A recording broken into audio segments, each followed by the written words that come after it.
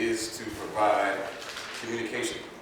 So everybody does their own thing in their own silos. There's a bunch of organizations all across the city that are doing work. Some are doing really great work, some are doing fantastic work, others are not. And they're probably not because they don't have the necessary support or funding to do so.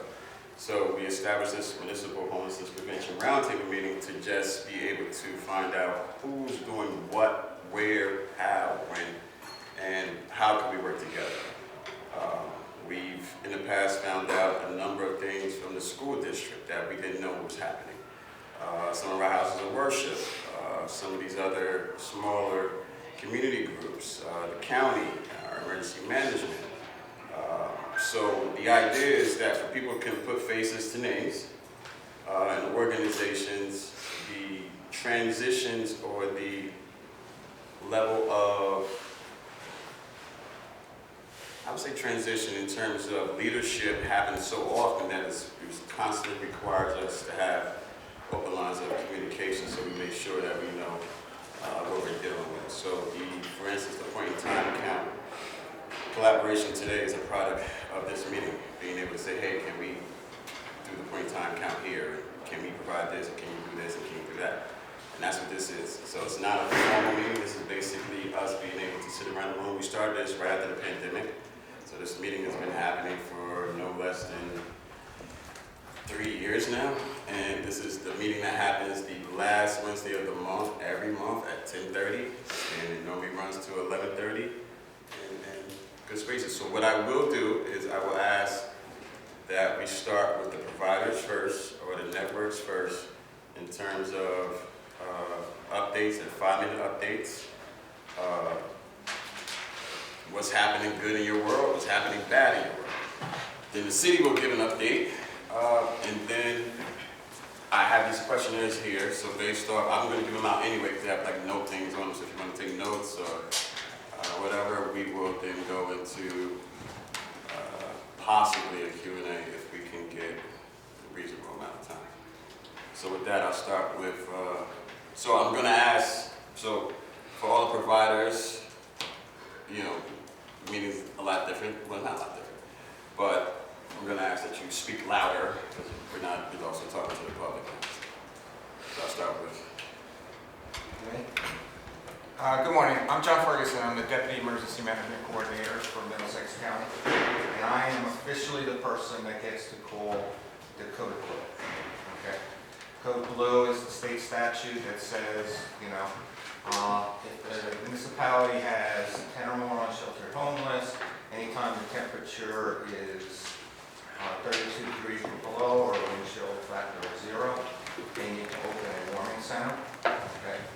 Technically, under the standard, only 2 of our municipalities are required to actually open up a warming center, and that is actually in Brunswick and Perth Amboy. But our county commissioners actually had always pushed that even if there is one sheltered homeless in each of our 25 municipalities, or municipalities should actually do something. So that's where we'll stand right now. We've actually had 54 Code Blues since November. And that's actually till Friday. It'll be more in this weekend and probably most of next week. So we're getting up. Last year we had, I don't remember, 72 or 74 Code Blues that we pulled. So that's where we stand right now. The other thing that's out there is that, if you did not know, the county is actually trying to give each of our municipalities to actually get a little bit of funding to be able to do something for Code Blue. Out of those 4 actually, besides the 2 from the Brunswick and Perth, we had 3 other towns that actually applied. It was actually Old Bridge, Plainsboro, and Highland Park. And they have all gotten a little bit of money. The big thing that actually changed is how they were able to spend the money. Instead of actually sending up a warming shelter, you could actually, if you have like 1 or 2 people, you can actually take them to motel, hotel, and pay for the nights. They were actually okay to be able to do that, so you didn't have to go through all the other expenses. We've had a little bit of adventure lately.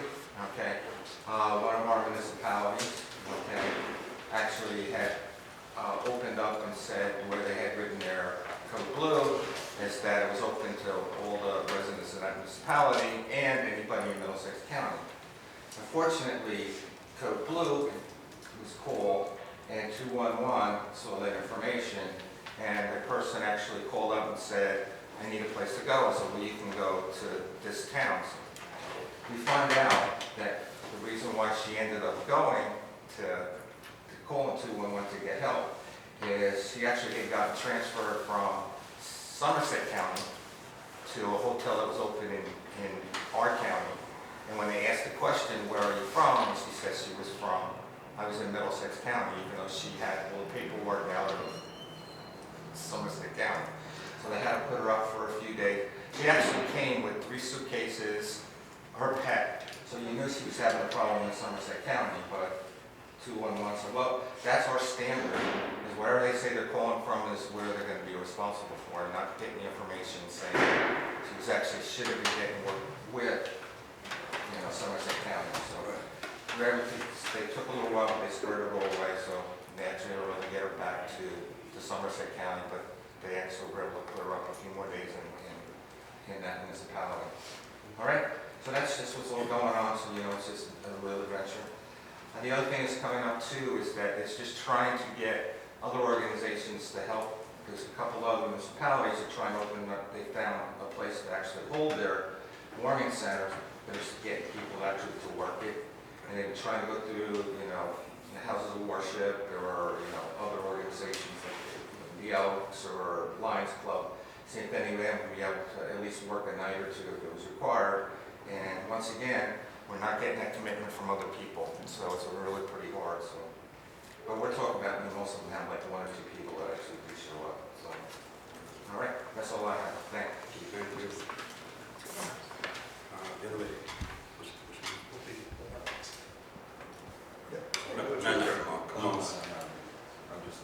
Most interning with the department, so he's here to take this. My name is Shahar. I'm with the Interfaith Rotating Shelter. I am one of the head coordinators and I am the policy director.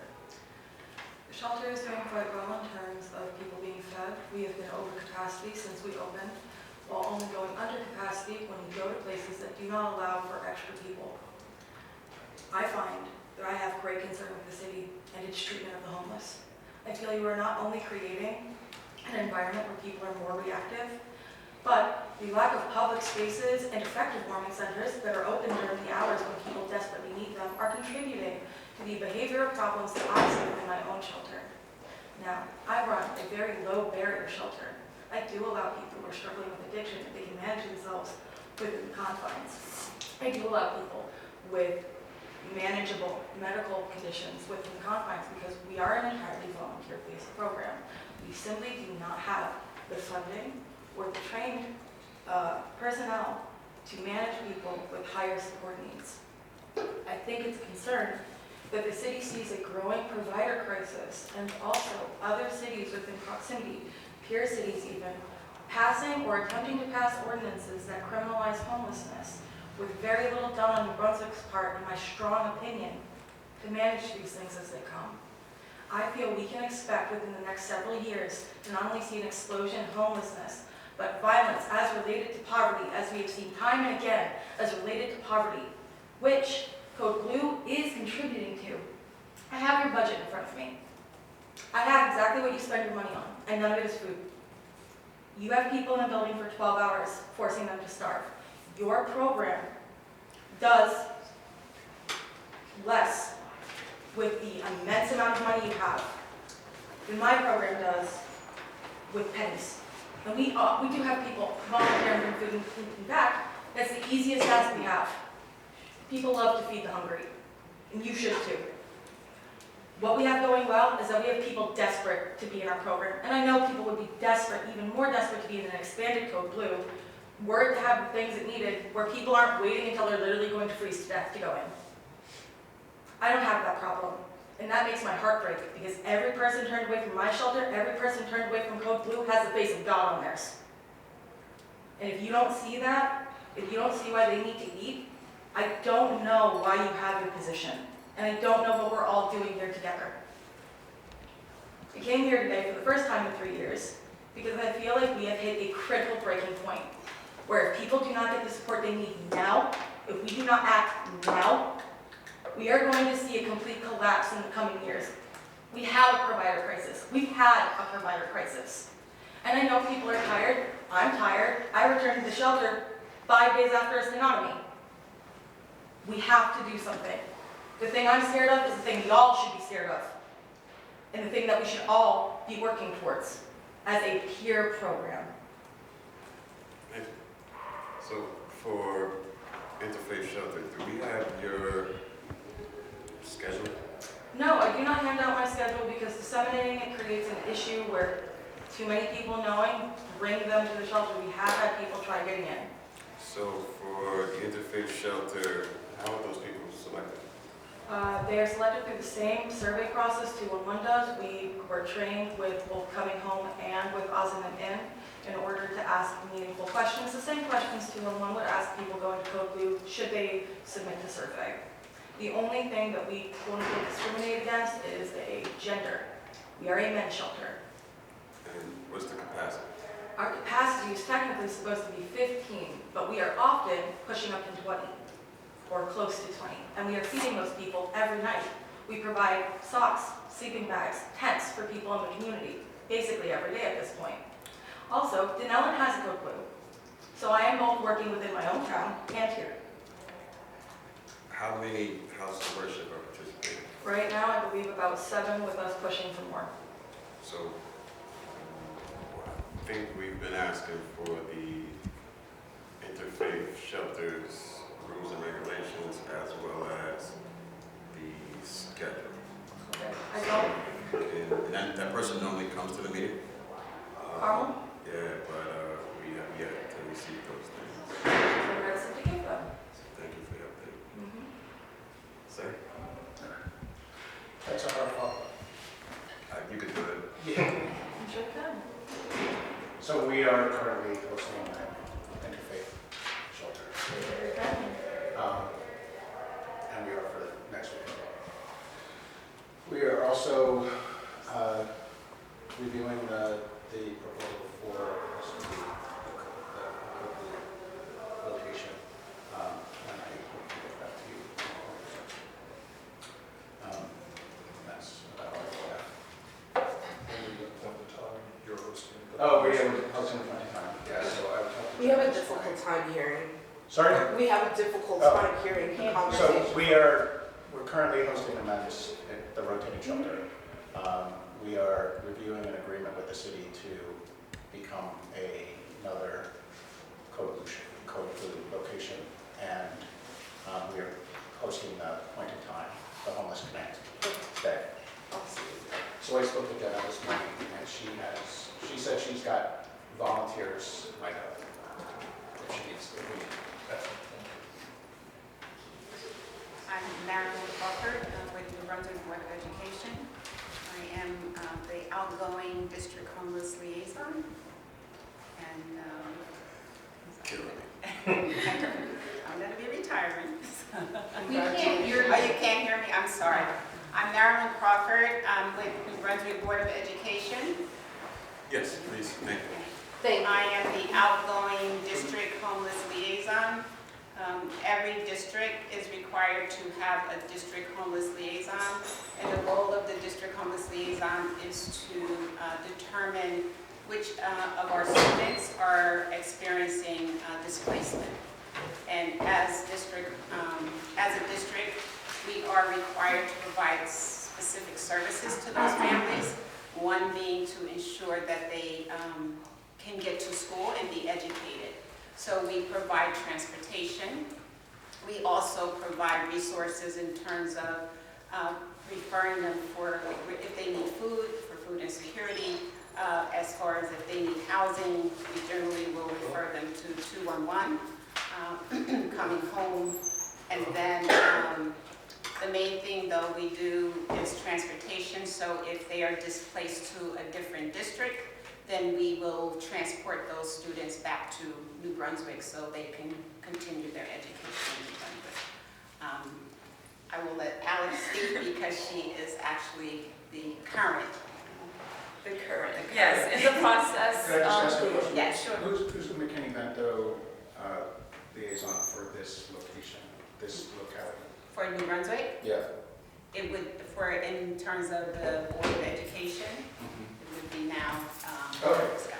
Hi, so my name is Alexandra Guy, and Ms. Crawford has been graciously training me. I think she just kind of summed everything up. You know, some of our schools too, the students need uniform, so we assist with that as well. With coats, we try to help our families as much as we can.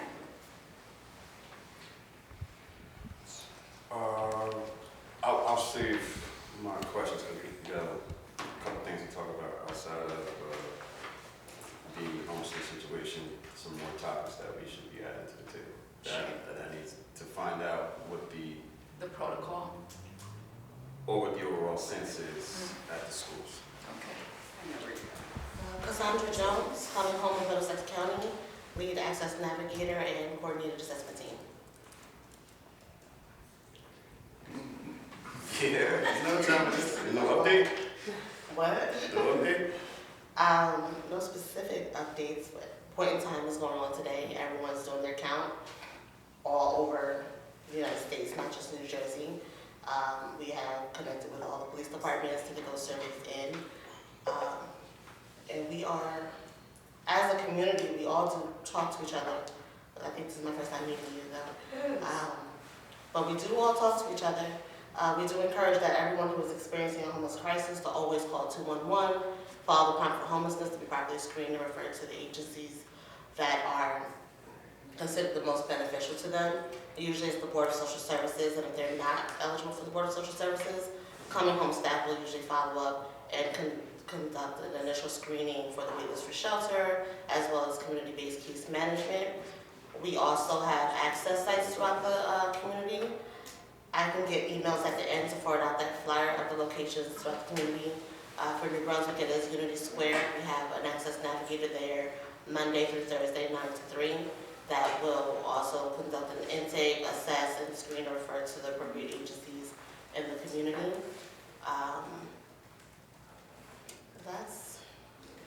We talk to the day center, we talk to the resource center. I'm always reachable by email, so if anybody needs further information, I'll be free to answer questions through email or phone anytime. Zaire Ali, Urban Health Collaborative Director. This is Karina. She's our food pantry assistant director. So we support the day center and we have our food pantry. So I'll just give you two different updates about that. So the day center is a partnership with Brunswick. Started that last year, and it really is just to help support some of the vicariously housed and at-risk folks with a few days a week. Like we're open right now. George is there, so folks can come in, relax, they can get some coffee, get some snacks. They can use the restroom, and some days of the week, social workers or some of the folks from within the city or who support them, they could come use our space to have a semi-private meeting or have a meeting with them. And we started it last year, this time, so it's been a full year now. I could talk about the past more than the present. So the past year, we were packed, and it's a good thing. We had a lot of folks come in, but we saw two types of people who were within a county. Then there are people who were within a county who from New Brunswick, and then so I guess three type of people. Then there's three people. The third person is people who weren't in a county, but they must have had an incident in New Brunswick or in this county, and they might have got arrested, and they were sent to the day center for support. So that's the toughest part when we have those people, the type 3. But the first two types of people who were from the city or from the county, majority of them last year, they were in and they're gone, and for positive reasons. So without saying names, I could talk about 3 people who got housing from using our laptops, using some of the phone, or just meeting with their social worker, caseworker. And the homeless part that we serve, like the day center, There's no funding for that. That's just what we do from within some of our resources and getting donations. We're writing grants to grow that and get a bigger space so we can accommodate more people, and having some semi-private places for them. But it's really, not much of a, we're not big, we're small, but we do what we do the best way we can. And the food pantry, that's along with it. So some of the food we procure from food pantry, we provide that to clients. But most of the food is, family ready, meaning you gotta cook it. And we provide most of our food using household size and need. So everybody doesn't get the same amount of foods. But, if you have family of 4, family of 6, you get comparable, at least the meats and the grains that your family could use. And a lot of the food pantry is, I don't say client-based, meaning someone can't just randomly come in and say, hey, we need food from a food pantry. That's where the day center will come in. But if a family comes in on a Monday, or somebody reaches out to us on a Monday, as long as they were willing to fill out just our intake form, so we could be able to send them, hey, come pick your food up, or hey, we're having an eye screening event, sign up. That's how most of our communication is digitally. So as long as someone comes in and they're willing to fill out the form so they can become an actual client, we don't turn away anybody. And the last thing, the day center, just thinking about the data, the most people we had, we only fit 15, barely. But the most people we had last year at one day for 5 hours was 14 people. And it was hard because we didn't expect to be received that well, but it was good to know that people felt safe to come. And then to finish up with just, updates and whatever it is that we're doing, we have, through a partnership with Google, we were offering a workforce development program to some of the day center clients, well, all of them. But the issue we had with that was, the continuity was, if someone comes in, it's a self-paced program. They don't do it with us while they're at the center on our laptops. But the hardest part of that was someone might come in 2 days, then we won't see them for a month. And not saying anybody's fault, but some of these programs, at least the course that we have from Google, it was okay, we want to be able to help them navigate through the skills and some of the learning, and then vouch for them and say, hey, we know X, they need a job, or hey, we know they have these skills.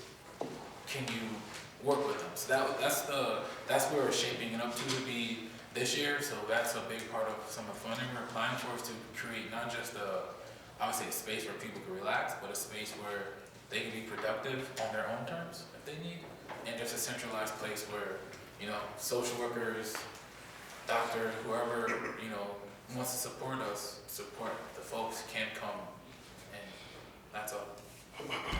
Thank you. So, thank you all for your updates. We will start with the city update, but we'll start with Code Blue, just up to date numbers, and then I'll give an update, and then we'll talk about not more pressing, but other pressing challenges that we're also facing. Thank you. Hi, Ed DeVoe, City of New Brunswick. As John shared, we have had 54 Code Blue events, and we have been at capacity.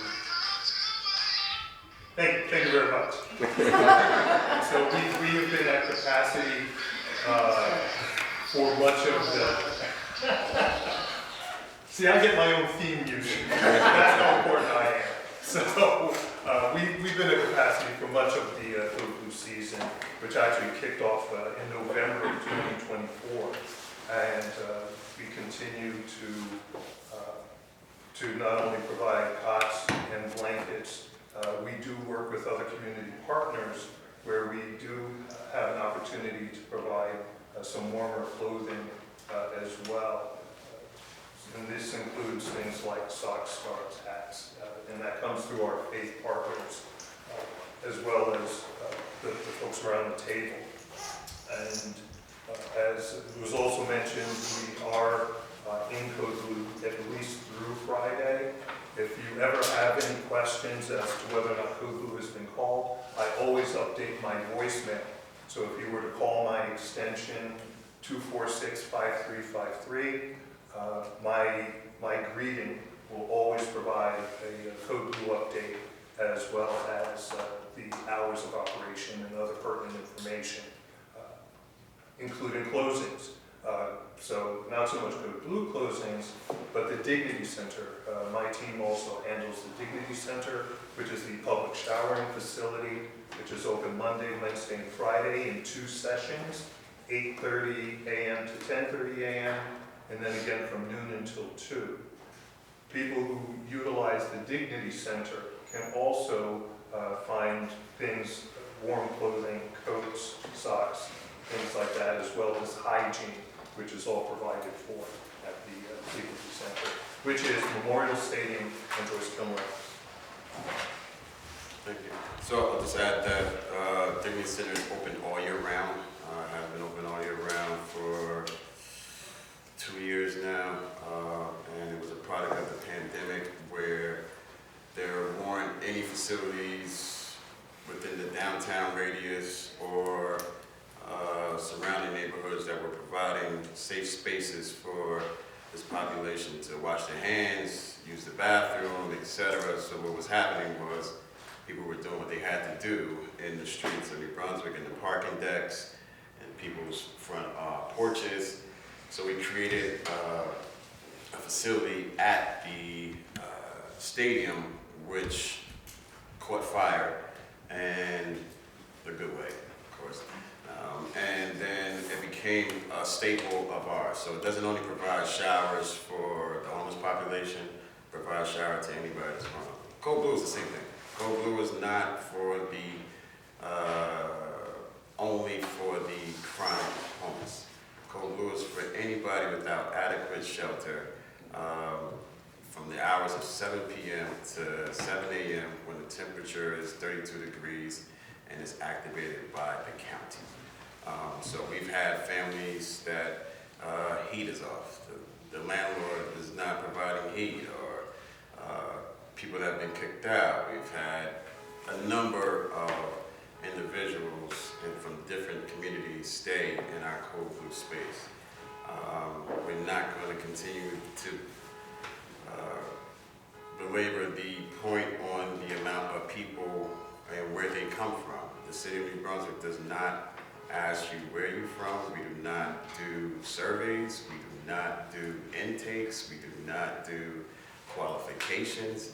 If you are at that door in a reasonable amount of time and we have enough space for you, you are allowed in the space. So there's no way for us to be able to find out who's staying with us overnight. It is a matter of just making sure that we can provide a safe space in an emergency. This is an emergency piece of legislation. Again, emergency. The idea of Code Blue and the larger homelessness sheltering piece are two totally different things. We know and we 100% understand that there's not enough beds in the city, there's not enough beds in the county, there's not enough beds in the state of New Jersey, there's not enough housing in the state. There's a housing crisis everywhere. We understand that, we get that. We do not shy away from that. The city of New Brunswick does not say we are hitting home runs every day as it relates to homelessness. We would never say that. We would be fools to say that. So the idea is the Code Blue piece of legislation, we operate within the exact guidelines. The COTS are us trying to provide an extra piece. You let me bring, I'm gonna no. Okay, You let me bring food to go through a number of times. Excuse me. We've been respectful, we're going to try to continue to be respectful. Or we can adjourn the meeting because it's not a commission or a board meeting. So the idea is that we provide what we can. The Dignity Center, Code Red, the Day Center, outreach team, the point in time piece today. We also partner with Emmanuel Lutheran 7 times to open house events for this community. The city itself has no less than 20 food pantries that we are as a food pantry in the lower level of the Code Blue site. There's a pantry in the day center. All of these things make us really, really attractable is a poor word, but it's the only word I have right now, in terms of folks being sent to the city of New Brunswick. City of New Brunswick, instead of sending people back or sending people wherever we think we should go, we still operate at the best level we possibly can. Is there more work to do? 100%, 1,000%. The city is in the process now with partnerships of the county, Rutgers University, both St. Peter's Hospital, Robert Wood Johnson Hospital, Elijah's Promise, DEFCO, the state of New Jersey. We are in the process now of building a social service campus, and that campus has been in the works for no less than 3 years. And this is going to be an entirely huge project where there will be transitional housing, emergency housing, affordable housing, plus all of our partner agencies will be able to be housed. So there will be spaces for harm reduction, for UBAC, for folks doing the works. On top of that, our city projects, the Code Blue, the Dignity Center, all these facilities will be moved into that location. Will they cancel out existing locations that we have now? We don't know. Could it be additional spaces? We don't know yet. But these are things that are in the works. So if we were sitting on our hands saying that there's nothing we can do, we've done it all, we have nothing else to do, we would be food, have at it. But the idea that this department or the city of New Brunswick is not actively working day in and day out to fix these issues, it's just not a fair assessment. Even some of the concerns that have been brought up in terms of the communication. While some things may have been more reasonable than others, let's take for instance the thermometers in the parks, just to give an example.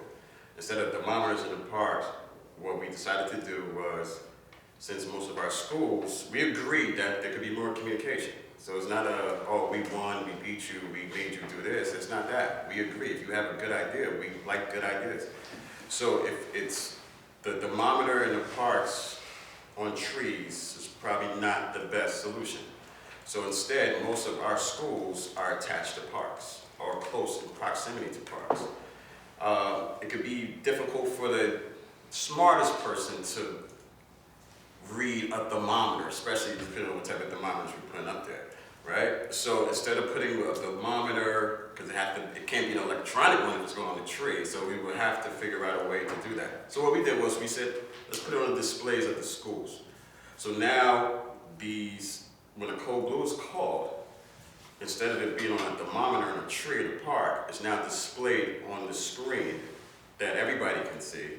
So if you're getting out of school, your parents are picking up the child, or you're riding by, or if you have folks that hang out in the areas of like the Walgreens, stuff like that, they can now physically see the screen that says Code Blue is called.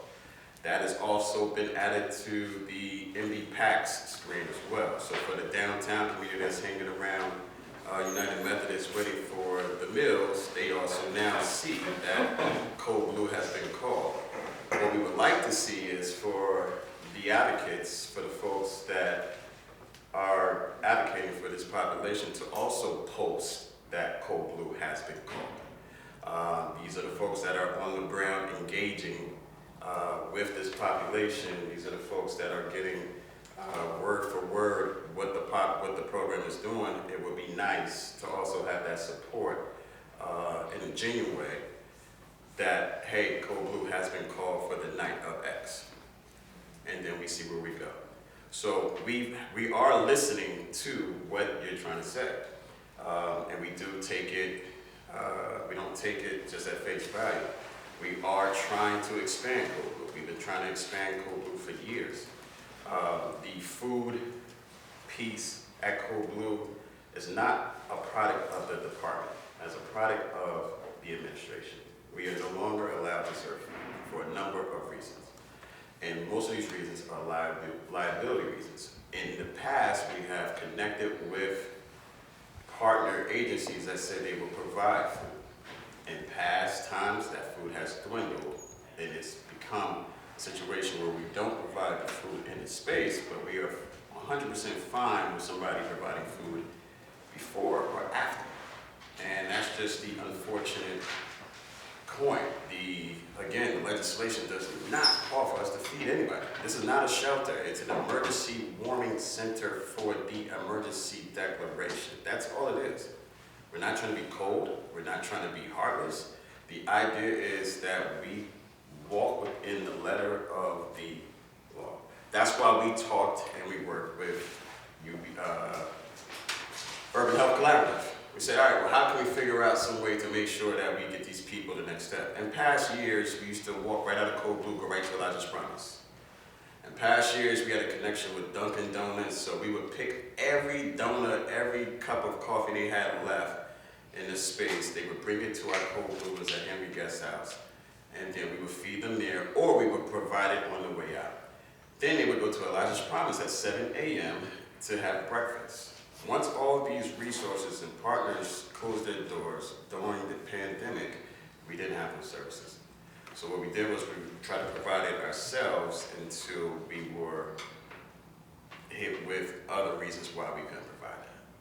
So when the goal is to provide the warming center between these hours and these hours, that's exactly what the city is doing. That's exactly what the city has been doing.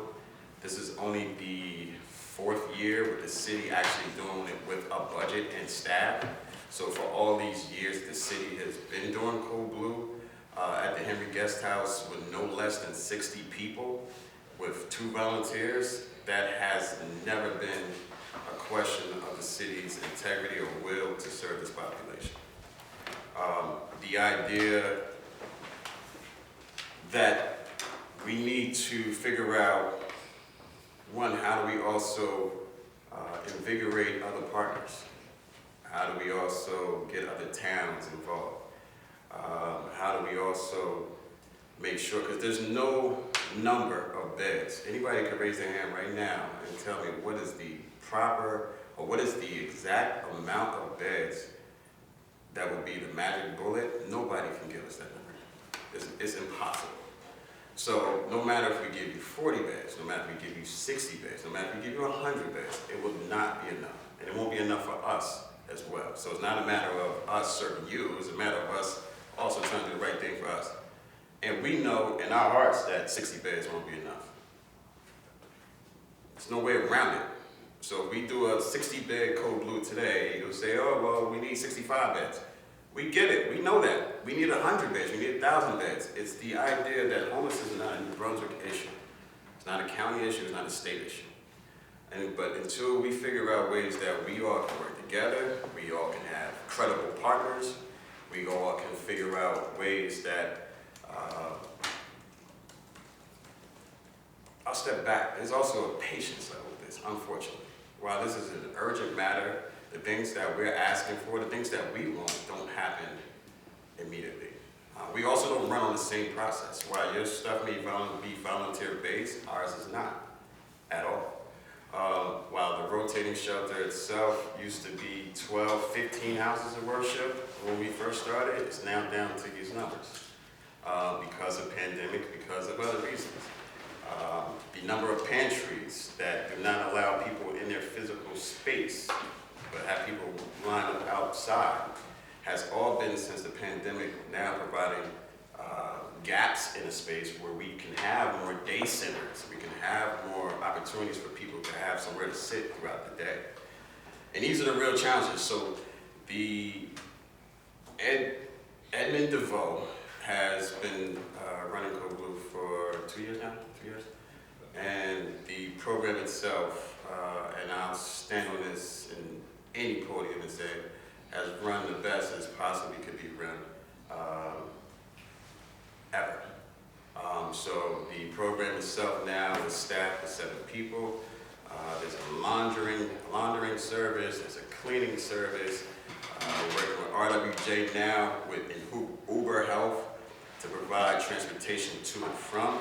The messaging is clear, the messaging is broad, to and from. So when we're at capacity, the messaging to the other providers, please stop sending people to us. To other towns, stop sending people to us. That has never been more clear. The donations have never been larger. And, you know, outside of what we hear from advocates, we don't hear these negative complaints. Myself, I have not had to physically be in a Code Blue in 3 years now. And that's because of the work of a gentleman to my left. He should be commended, his staff should be commended. And the idea that we don't have volunteers anymore is nothing negative. The idea is the idea of what we want for people in this predicament to have. You were once homeless. You were once had an addiction. You were once incarcerated. You were once in a situation that was not beneficial to you or your family. You stayed in a Code Blue. You stayed in a shelter. You stayed in these various places. 2 years later, 3 years later, you now work for the city of New Brunswick, helping the same people that may have been in the situation you were. So we talk all these ideas about giving people jobs and workforce development. That's what the city is doing. That's what this department is doing. That's what we have done. And these people work 35 hours, some more a week. So now they have jobs. They have upward mobility. They have stability. And if we are somehow raked over the coals for turning away volunteers for that, then I'll do that any day of the week. So the idea is that we are not trying to make it a situation where volunteers aren't needed. Volunteers are not needed for Code Blue. There's a million other things we can have volunteers do. But Code Blue is not that. Code Blue is fully staffed. And we probably are the only fully staffed Code Blue in the state of New Jersey. Never mind Middlesex County. Fully staffed. So the idea, and we don't take, there's no discrimination. So we don't only take males. We don't only take, we take everybody. So It's not you too. the thought is that with that whole combination of that, which brings up my district thing, I'm sorry for rambling, but I enjoy these conversations. The immigration piece has been weighing on all of us. We did an immigration Q&A 2 days ago now. We got another one on Friday. We're setting up 2 more. And true or not, the fear, the anxieties are all real. I was at one with Father Ryan. And so what I'm trying to get is a pulse from the folks around the table as it relates to the pantry work, if we're seeing decreases or increases from the schools. Are we seeing less kids show up to school? Are we seeing any signs of I'm riding around, I can tell you there's certain areas in New Brunswick that look a little scarce, and we get the stories. So we're trying to create, we've got a number of things that we're going to be doing from a city standpoint, but we're just trying to get the pulse of our partners in terms of what you're seeing in your space. So I'm really curious about the school district. Sure. Well, there has been some social workers that have reported that they're, that parents have called and there's some fear, whether or not they should, the kids should go to school or not. As of right now, I don't know if we have seen a decrease of attendance. It's more fear. People not opening the door, things in that nature when our attendance officers go and visit, because they don't know, who's knocking. So we have definitely seen some fear, some anxiety. And the students know that they could always go to the social workers, to the counselors, and talk to them. But there is a fear. And our superintendent did send an email and a letter to the community, that we're trying to provide safety to our students. But yeah, I mean, it's a question. We don't really know how to move forward with this.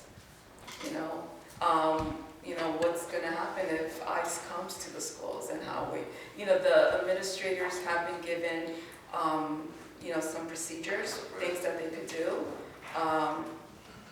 But, right now we're just telling the students that maybe we cannot control this, but maybe they can control certain things when they're in school. Let's think about what's happening right now. And right now is you have to go to class, you have to have a good grade, so it's things in that nature. Are you seeing any change? Not real information coming from the prosecutor's office or anything going on, but we'll find out. I'll try to find out some more information and get it back to you. People are denied coming into my shelter because they're scared of ICE. I had to give several people, or at least one person, an extra tent, an extra sleeping bag in the tent, because he did not want to come inside because he was undocumented.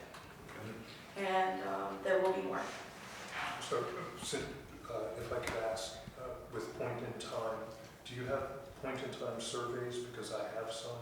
Yes, the shelter typically has quite a few at whatever. Last year we did it at Holy Family. This year we're doing it at Emmanuel. Okay. So we should have quite a few. I can bring an extra one and see if I can get that person because they were in my town. I have heard talk around New Brunswick. A lot of undocumented people are incredibly afraid, and this is going to produce more and more tent cities, which will be much harder for ICE to go into. But that also means we have to double down on being a community and saying no. We don't have to let them take them. I'm also hearing that children are afraid to go to school because they're afraid their parents won't be there when they get home. But we do have parents who have called to find out what are the ramifications if they decide not to send their children to school. Yeah. A couple of our clients reached out for over the weekend that they weren't going to come to the food pantry because they didn't want to be outside. But the clients who, I guess, know us, they trust. So we had 20 people scheduled for Saturday, and only about 4 or 5 families didn't come because of the ICE situation. But that's food. So but the families who didn't come, they also have kids and elderly. So, we didn't ask them why. They said why, but we didn't pry too much because it's their, we're not here for that. We're just here to serve them. But yeah, a few families have been like, a little iffy. And the fear is not unfounded because there's a playing field and Newark and we live there. And it's all over the news. Yeah. I attended a county nurses meeting yesterday, and it was reported in a county that a parent was arrested in front of the school as they were dropping their kid off. So, Kamal, who's been interning with us, has been tasked with gathering as much information as possible in terms of, because there's so much information, people are being overwhelmed with data, advocates, allies, services, all these different things that may or may not be legit, or may or not be the best possible resource, or there's layers to the resource. From a city standpoint, we haven't been receiving the number of calls or anything like that just yet, but we are preparing for that. So we want to, we're still getting as much information as possible. Ryan, I'd like to have a conversation with you about an idea that we have. And we want to make sure that we can at least provide a resource, but also support in terms of how we manage the situation.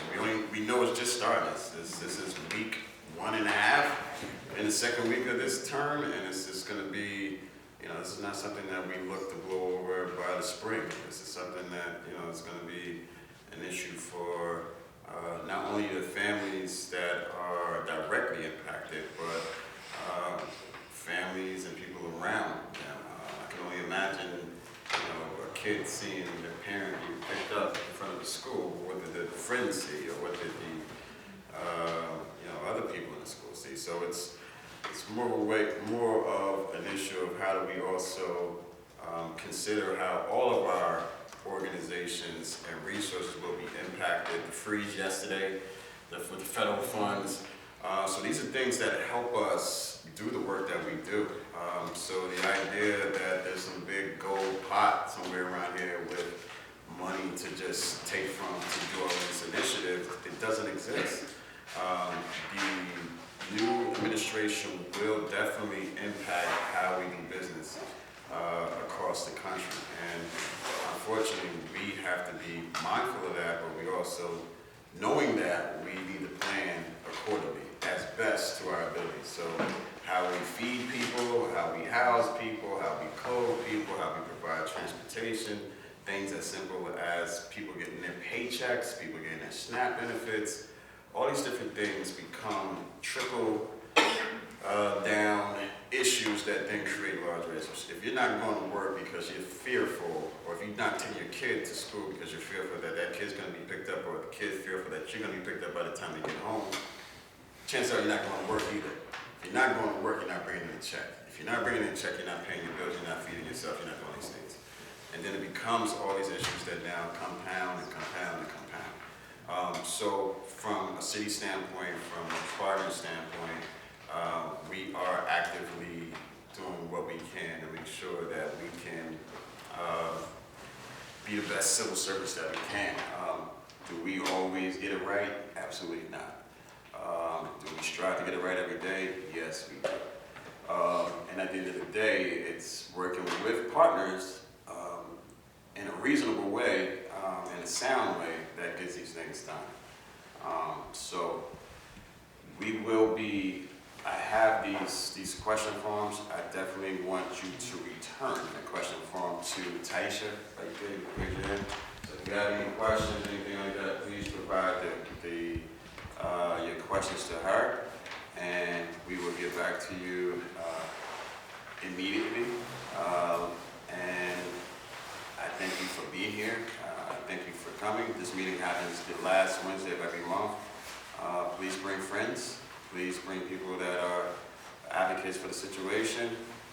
We ask you that, point in time count is today, so if you're going to speak to homeless individuals out in the street, direct them to Emmanuel Lutheran today, or make sure they get a survey. Also let them know that there is Code Blue tonight, and tell them to check 201, tell them to call and continue to call and advocate on their behalf. So a lot of these things is, I'll close with this. New Brunswick does not house people. We do not house people. So at the end of the day, there is a shortage of housing facilities for this population. And there's one single point of entry for a homeless population. It's not call Keith Jones' office, call Ed office, call the mayor's office, call anybody in New Brunswick's office and you get housed. That's not how this works. There's one point, even if we wanted to, that's not how it comes through one point of entry, through the county, right? So at the end of the day, we would love to just be, which we will eventually get to, where we have to develop a system where we can't even do it, honestly, because there's no way to be like, hey, we're only gonna house New Brunswick homeless. It's not a feasible thing. So we can create a better system on how we get people into New Brunswick spaces, or we get people into more housing across the county, and then we get people that are flooding into the county to get them to house their folks in their county. But it's a system that has challenges, and there's weights, and that's the reality. So we want to continue, that's why we have these meetings every month. So we wanted to make sure that, you know, if you have houses of worship, that have CDCs that want to build housing, if you have nonprofit agencies that want to build housing, you have folks that want to also open up larger shelters. These are all things that we would love to be partnering on. And that's where we are. So I thank you for your time. Happy New Year to everybody. We will see you next month, and we'll probably see you at the manual room. All right? Thank you. Happy Lunar New Year, too. Today's Lunar